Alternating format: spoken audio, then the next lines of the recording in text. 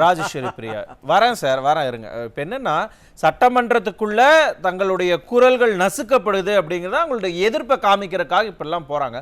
ஆனாலும் கூட இந்த ஆளும் அரசு எதிர்க்கட்சி கேள்வி கேட்ட நாங்கள் பதில் சொல்ல மாட்டோம், பொது வெளியிலையும் சரி சட்டமன்றத்துக்குள்ளேயும் அதுக்கு விவாதிக்கிறதுக்கு விட மாட்டோம் அப்படின்னு அடம் பிடிக்கிறாங்கல்ல, ஏன், என்ன காரணத்தினால்? சர்வாதிகார மனநிலை. சட்டமன்றத்துக்குள்ள யார் என்ன பேசணும் அப்படிங்கிறதும், யாருக்கு வாய்ப்பு கொடுக்கணும், எது அவை குறிப்பில் இருக்கணும், இதெல்லாம் ஒரு பொதுவாக ஒரு ஒரு செயலாக இருந்தால் பரவாயில்ல. ஆனால் சபாநாயகர் குறிப்பாக எதிர்கட்சியிட்ட நடந்துக்கிற விதம் இருக்கு பாருங்க, ரொம்ப மோசமா இருக்கு. ஒருதலை பட்சமாக நடந்துக்கிறது தான் இங்க வேதனை. எதை நீங்க ஒருதலை பட்சம்னு பேசுவதற்கு வாய்ப்பு கொடுக்குறோன்னு சொல்லிட்டு கொடுக்கல அப்படிங்கிற இடத்தையுமே நம்ம ஒருதலை பட்சம் தானே எடுத்துக்கணும். அத அந்த தியாகி யார் அப்படின்னு கேட்டோன்னே இவங்களுக்கு ஏன் கோபம் வருது? அந்த இடத்துல கோபம் வருதுன்னா அந்த கோபத்துல எங்கேயாவது ஒரு இடத்துல அந்த டாஸ்மாக் ஊழல் குறித்து பேசுவோம்னு சொல்றாங்க. அந்த ஊழல் திமுக செய்யவே இல்லைன்னு யாராவது திமுக காரவங்க எங்கேயாவது பேசி பார்த்தோமா? இதுல அமலாக்கத்துறை ஈடுபடக்கூடாது, இந்த விவகாரத்துல தலையிடக்கூடாது. இவர்கள் யாருன்னு மக்களுக்கு நல்லாவே தெரிஞ்சுட்டு 1000 கோடி ஊழல்ல 10,000 கோடி ஊழல் உள்ள இருக்கு. இருந்தாலும் ஆரம்பிச்சு வைக்கிற விதமாக ஒரு 1000 கோடி ஊழல்னு ஆரம்பிச்சதுதான். அதுக்கே இவங்க இவ்வளவு பதட்டம் அடைஞ்சு இவ்வளவு செந்தில் பாலாஜி அவர்களை பத்தி குறிப்பாக சொல்ல போனா செந்தில் பாலாஜி அவர்களை பத்தி யாரு பேசினாலுமே முதல்வர் அவர்களுக்கு அவ்வளவு கோபம் வருது. நினைக்கிறீங்க அவ்வளவு கவனிச்சிருக்காரு.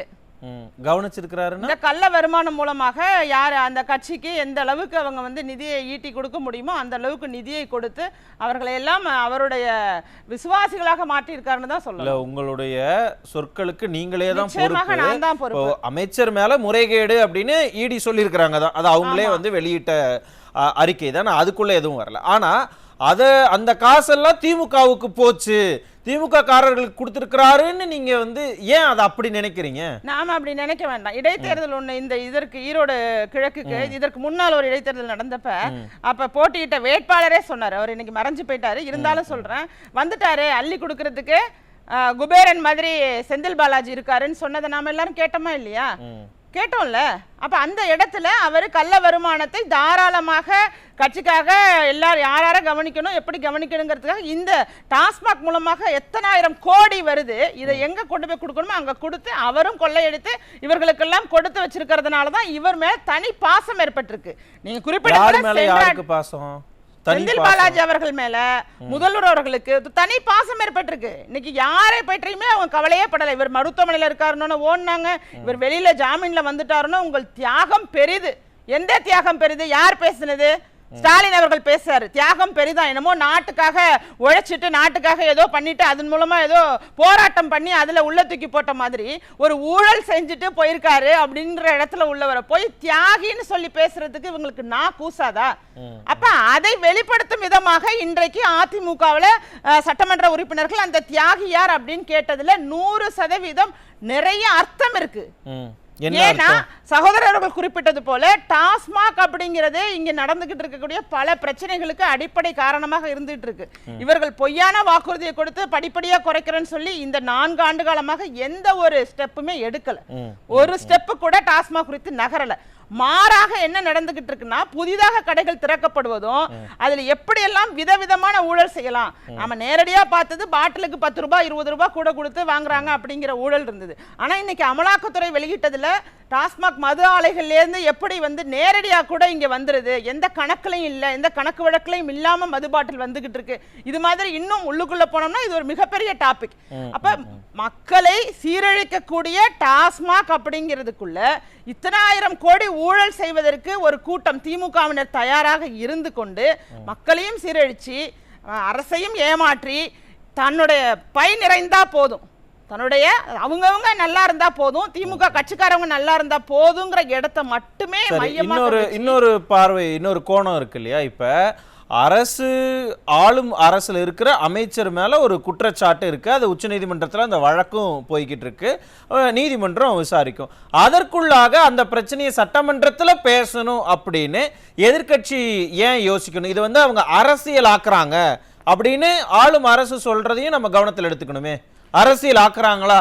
அதிமுக இதுல நீங்க அரசியலாக்கவே இல்லை. அப்ப திமுக வந்து தேவையே இல்லாம அதிமுக உட்கட்சி பிரச்சனை குறித்து பேசுறாங்களே, அது சரியா? அதுவும் நீதிமன்றத்துல வழக்கா இருக்கிற விதத்துல தங்கம் தென்னரசு அவர்கள் பேசிட்டு இருக்காரு, கூட்டல் அங்க போடுறாங்க, கழுத்தல் இங்க போடுறாங்க, அது சரியா? அப்ப அவர்களுக்கு ஒரு நியாயம், அதிமுக ஒரு நியாயமா? இது மக்கள் சார்ந்த பிரச்சனை. அவர்கள் பேசுவதுதான் அரசியல். ஒரு அரசியல் கட்சியை குறித்து, அந்த கட்சிக்குள்ள உள்ள விவகாரங்களை குறித்து சட்டமன்றத்துக்குள்ள பேசுறது நிச்சயமாக அது ஏற்றுக்கொள்ளவே முடியாத ஒன்றை அவர்கள் நடத்திக்கிட்டு இருக்காங்க. அந்த சர்வாதிகார போக்கு அவர்களுக்கு எப்பவுமே இருக்கு. ஆனா இன்னைக்கு எதிர்க்கட்சி தலைவர் மாண்புமிகு எடப்பாடி கே பழனிசாமி அவர்கள் பேசியது அப்படிங்கிறது மக்கள் பிரச்சனை. இவ்வளவு பெரிய ஊழலை நீங்க அரங்கேற்றி இருக்கீங்க, அது குறித்தும் நீங்க மக்களுக்கு தெரியப்படுத்தணும். அதோட விவரம் என்னங்கறத நீங்க கோர்ட்ல வழக்குல இருந்தாலும் அடிப்படையாக அந்த பிரச்சனை என்னங்கறத விவாதம் செய்யலாம். அதுல ஒண்ணும் தவறு கிடையாது. நான் குறிப்பிட்டுட்டே போலாம். எத்தனை வழக்குகள்ல இருக்கிற பிரச்சனைகள் எல்லாம் இவங்க பேசி இருக்காங்கன்னு எடுத்து நம்ம சட்டமன்றத்தில் விவாதம் செய்ததை நாம அடுத்தடுத்து எடுத்துக்காட்டாக கூட வழங்க முடியும் என்னால. ஆனா இவர்கள் மக்களை பற்றி பேசும்போது இதற்கு சஸ்பெண்ட் செய்யறது, ஒரு நாள் சஸ்பெண்ட் செய்து வைக்கிறதோ அல்லது அடுத்து அவங்களுக்கு அனுமதி கொடுக்காம மறுக்கிறதோ, இது மிகப்பெரிய ஒரு, எப்படி சொல்றது, இவர்கள் ஆட்சியை மக்கள் வெறுக்கிறாங்க. ஏன் ஒரு எதிர்க்கட்சி கேள்வி கேட்கறாங்க, தார்மீக அடிப்படையில பதில் சொல்ல வேண்டிய பொறுப்பும் கடமையும் ஆளும் அரசுக்கு இருக்கு. ஏன் அதை பத்தி நீங்க பேசக்கூடாது, அதை பத்தி நீங்க எதுவுமே இங்க விவாதம் பண்ண கூடாதுன்னு ஏன் அவங்க அவ்வளவு பதட்டப்படுறாங்க? என்ன காரணம்? அது பெரிய ஊழல். அந்த ஊழலை அவங்க செஞ்சிருக்காங்கங்கிறது மக்களுக்கு தெரியக்கூடாது அப்படிங்கன்னு நினைக்கிறாங்க. அந்த ஊழல் மக்கள் மத்தியில் பதற்றத்தின் வெளிப்பாடுன்னு சொல்றீங்களா? அந்த அச்சம் மக்களுக்கு தெரிய போகுதேங்கிற ஒரு எண்ணம் தான் எல்லா இடத்திலையுமே. அதாவது தொடர்ச்சியாக அதிமுக வந்து இப்ப எதிர்க்கட்சியாக அமர்ந்த பிறகு தீர்க்கதரிசி போல பல பிரச்சனைகள் குறித்து முன்பாகவே பேசுறாங்க. ஒரு பிரச்சனை நடக்கிறதுக்கு முன்னாடியே இது சரி செய்யுங்கன்னு சொல்றாங்க, இதை பாருங்கன்னு சொல்றாங்க. போதை கலாச்சாரமா இருக்கட்டும், கள்ளச்சாராயமா இருக்கட்டும், எல்லா இடத்தையுமே முன்பாகவே சொல்றாங்க. அந்த சட்ட ஒழுங்கு பிரச்சனைகளா இருக்கட்டும், இது பற்றி எல்லாம் பேசும்போது தெல்ல தெளிவாக பேசுறாங்க. ஆனால் ஆளுங்கட்சி அதனை காது கொடுத்து கூட வாங்குறது இல்ல, காது கொடுத்தும் வாங்குறது இல்ல, அதற்கான தீர்வை நோக்கியும் பயணிக்கிறது இல்ல. அவர்களுடைய நோக்கம், இலக்கு ஒன்றே ஒன்றுதான், கட்சிக்காரங்களை சம்பாதிக்க வைக்கணும். அதற்காக என்ன வேணாலும் செய்வோம். மக்களுக்காக உழைக்கிறது ஒன்றுதான் என்னுடைய இலக்கா இருக்கு, 24 மணி நேரம் அதைத்தான் யோசிக்கிறேன்னு முதலமைச்சர் சொல்றாரு. நீங்க என்ன கட்சிக்காரங்களை சம்பாதிக்க வைக்கணுங்க, அதுக்கு தான் ஆட்சிக்கு வந்தாங்க. மக்களுக்காக நீங்க உழைக்கிறீங்க, உங்க குடும்ப மக்களுக்காக உழைக்கிறீங்களே தவிர, இன்றைக்கு மகளிர் பெண்கள் கூட மிக தெளிவாக சொல்றாங்க, 1000 ரூபாயை கொடுத்துட்டு எங்களை அவமானப்படுத்துறாங்க, ஒரு இலவச பஸ்ங்கிற பேர்ல பஸ்ஸை கொடுத்துட்டு எங்களை அவ்வளவு இல் ட்ரீட் பண்றாங்க, தரக்குறைவா நடத்துறாங்க அப்படிங்கிற விஷயத்தை இன்றைய களத்துல பெண்கள் சொல்லக்கூடிய நிலை தான் இன்னைக்கு இருக்கு. இவர்கள் சொல்வது போல பெண்களுக்கான ஆட்சிலாம் கிடையாது. பெண்கள் மனவேதனையோட இருக்காங்க. இன்னும் ரேஷன் கடைகள்ல பொருட்கள் வாங்குறதுல இருந்து வித்தியாசப்படுத்தி வேறு வேறு விதமான பொருட்களை எல்லாம் கொடுத்து மக்களை ஏமாற்றுகிறார்கள். இந்த ஊழல்லையேங்க இன்டெப்தா இறங்கி போனோம்னா மக்களை அவங்க திருப்திப்படுத்துறதுக்கு முயற்சியே பண்ணலங்க. பாவம் மக்கள் இன்னைக்கு அல்லல் பட்டுக்கிட்டு ஒவ்வொரு நாளும் கடத்துறதே ரொம்ப சிரமமா கடத்தப்பட்டுட்டு இருக்காங்க.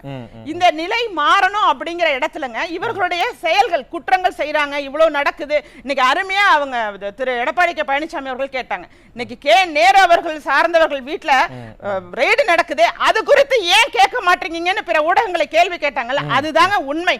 இவர்கள் சார்ந்தவற்றை அளவுக்கு அதிகமாக மக்கள் மத்தியில எடுத்துட்டு போறதுக்கான ஊடகங்கள் கூட இங்க சரியாக இல்லை. இன்னைக்கு உரிமை குரல் நிகழ்ச்சி மூலமாக நாம பேசுறோம். இன்னொரு பெரிய லிஸ்ட் இருக்கு. இந்த அமைச்சரவையிலேயே நீங்க குறிப்பிட்டது போல ஒரு 10 பேருக்கு மேல அந்த லஞ்ச ஒழிப்பு துறையால கேஸ் இருக்கிறவங்க எல்லாம் நிறைய இருக்காங்க. இந்த அவர் இருக்காரு, அவர் இருக்காரு, தங்கம் தென்னரசு பள்ளிக்கல்வித்துறை அமைச்சராக இருந்த வரிசையா இருக்காங்க. இது எல்லாமே ஒண்ணு ஒண்ணா எடுத்து அடுத்த தேர்தல் நெருங்குறதுக்குள்ள மக்களை சென்றடையும். இந்த செய்திகள் என்ன நடக்குதுங்கிறதை நம்மளும் பொறுத்திருந்து பார்க்கலாம். நான் திரும்ப உங்ககிட்ட வரேன். ரொம்ப சுருக்கமா இறுதி கருத்து. இதே மாதிரி இன்னும் எத்தனை ஆண்டு காலத்துக்கு தான் இவரை தூக்கி பிடிச்சிக்கிட்டு இருப்பாங்க, பாதுகாத்துக்கிட்டு இருக்க முடியும்? முதல்வர் ஸ்டாலின் அவர்கள் வந்து காவடி தூக்கிட்டு இருக்காரு செந்தில் பாலாஜி மேடம். முதலமைச்சர் இல்ல இல்ல இல்ல அது உண்மையாதான். இல்ல உங்க வார்த்தைக்கு நீங்க தான் பொறுப்பு. அல்ல நீங்க ஜெனியூனா இல்ல இவங்க தான் பொறுப்புன்றது எதனால அவங்க சொல்லலாம். இருங்க சார், இருங்க சார், அத கேட்டிட்டு இருக்கறேன்ல. இல்ல மேடம், இல்ல ராஜேஸ்வரி பிரியா, நீங்க முதலமைச்சர் சொல்றீங்க, ஜெனியூனா வார்த்தைகளை பயன்படுத்தி சொன்னா பரவாயில்லை, பேசுங்க. மக்களுடைய பிரச்சனைகள் அப்படிங்கிற இடத்துல நாங்க மக்களுக்கு தான் பிரியாரிட்டி கொடுக்க முடியும். அது முதல்வராக இருந்தாலும் மக்களுக்காக தான் நான் பேச முடியும். மக்களுக்காக பேசுவதனால தான் எதிர்க்கட்சி தலைவர் அவர்களை நாங்க ஆதரிச்சு பேசுறோம். எங்களுடைய குரலாக மக்களுடைய மக்களுடைய குரலாக இன்னைக்கு சட்டமன்றத்துல எடப்பாடி கே பழனிசாமி அவர்களுடைய குரல் இருக்குங்கிறதுனால தான் அவர் ஆதரிச்சு பேசுறோம். ஆனா ஒரு ஊழல் செய்தவருக்கு இவர் இப்படி பண்ணிட்டாரு, ஊழல் சொல்றது தவறு. மேடம் இல்ல இல்ல, இது மட்டும் நானே அக்செப்ட் பண்ணிக்க மாட்டேன். No no no mister mister Rajesh Priya, ஆனாதிக்க மனப்பான்மை இல்ல இது இல்ல, இத நான் வன்மையா கண்டிக்கிறேன். இல்ல அவர் பேசுறாருங்கிறதுக்காக நீங்களும் உங்களுடைய கண்ணியத்தை குறைச்சுக்காதீங்க. இல்ல மேடம், இந்த வார்த்தைகளை நான் அனுமதிக்க மாட்டேன் மேடம். இல்ல மேடம், இல்ல இல்ல, நீங்க என்ன வேணாலும் பேசுங்க. ஆனா இந்த மாதிரி வார்த்தைகளை ஒரு முதலமைச்சர், உங்களுக்கு முதலமைச்சர், அவருக்கு முதலமைச்சர், எனக்கு எல்லாத்துக்கும் முதலமைச்சர் தான், அப்படி பேசக்கூடாது. இப்ப நம்மளோட டாபிக் என்னன்னா அவரை மட்டும் ஏன் கவனிக்கிறாங்க அப்படிங்கற. அது ஓகே, நீங்க அத தான் நீங்க இவ்வளவு நேரம் டேட்டா பேசுறீங்க. எக்ஸ்ட்ரீமா கோவப்படுறோம்ங்கறத இல்ல, நீங்க கோவப்படுங்க மேடம். ஆனா இந்த மாதிரி கண்ணியம் இல்லாத வார்த்தைகள் நீங்க பயன்படுத்தக்கூடாது. கண்ணியம் இல்லாத வார்த்தை கிடையாது. நான் சொல்றேன், நான் அந்த வார்த்தைக்கு விளக்கம் கொடுக்கிறேன். அந்த வார்த்தைக்கு விளக்கம் கொடுக்கிறேன். ஏன்னா நீங்க குறிப்பிட்டது போல அங்க எல்லாருக்கும் யாருக்கு என்ன பிரச்சனை வந்தாலும் இவங்க மேல்முறையீடுக்கு போறது இல்ல. இன்னைக்கு பாலியல் குற்றங்கள் அதிகமாகிறதுக்கு காரணமா இருக்கிறதே இந்த குற்றம் செய்யற குற்றவாளிகள் 5% பேர் தான் தண்டிக்கப்படுறாங்க, 95% பேர் குற்றவாளியிலும் தப்பிச்சுக்கிறாங்க. அவர்களை எல்லாம் குற்றவாளி நிரூபிக்கிறதுக்காக நீங்க மேல்முறையீடுக்கு போறது இல்ல.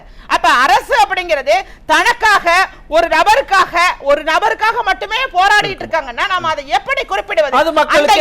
அந்த இடத்துல அவர்களுக்கான ஆதாயத்தை பெற்றுக்கொண்டு அதை வந்து வெளியில சொல்லாம இருக்காரு செந்தில் பாலாஜிங்கிறதுக்காக. அதனாலதான் இந்த வார்த்தையை நான் பயன்படுத்த. இல்ல இல்ல, அந்த வார்த்தை வேண்டாம். அந்த வார்த்தை வேண்டாம். நீங்க விமர்சிங்க, நான் வேணாம்னு சொல்லவே இல்ல. அது உங்க உரிமை. நன்றி. பொன்வில் சிங் சார், வார்த்தையில ஒண்ணும் தவறு இல்ல. அவர் சொன்ன அளவுக்குலாம் சொல்லல. நாங்க பெருமைப்படுறோம். எதிர்க்கட்சி தலைவர் அவர்களை ஆதரித்து பேசுறதுல நாங்க பெருமைப்படுறோம். விமர்சனத்தை வைங்க, கண்ணியமா வைங்கன்னு சொல்றேன். அவ்வளவுதான். நன்றி. நான் அதையும் கண்டிச்சேன், இதையும் நான் கண்டிக்கிறேன்.